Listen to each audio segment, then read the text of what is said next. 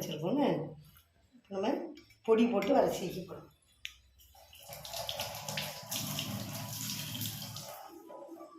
கொஞ்சம் உப்பு போட்டுக்குங்க.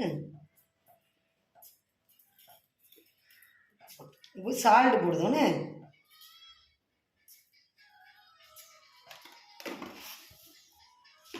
ஆச்சி மசாலா பொடி இருக்குல்ல, அது ஒரு மசாலா பொடி ஃபுல்லாக போடுங்க.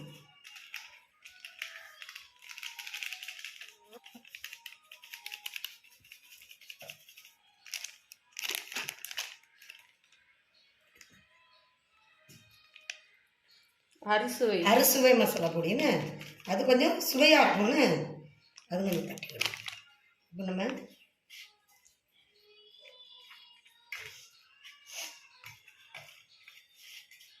மெதுவா நல்லா வரிசை வச்சுக்கிட்டு பாருங்கள் எப்படி இருக்கு பாருங்க. எண்ணெய் ஊற்றி கொடுத்தோன்னே எண்ணெய் ஊற்றிட்டு அதுக்கு நம்ம பொரிக்க போடுவோம்.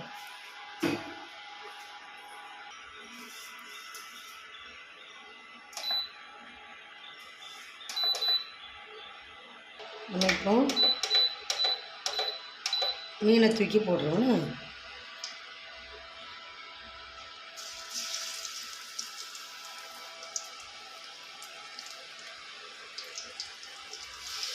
குட்டி வைக்க வேண்டியதுதானே சைடில். போதும் பிடிச்சாச்சு. அருமையாக பொரிச்சு இல்லைங்க.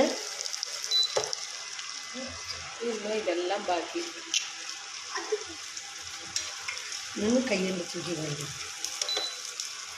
இங்கே இருங்க அடுக்கடை வாழைத்து மீனை போட விட்டுறாத அதுதான் நான் எடுத்தேன்.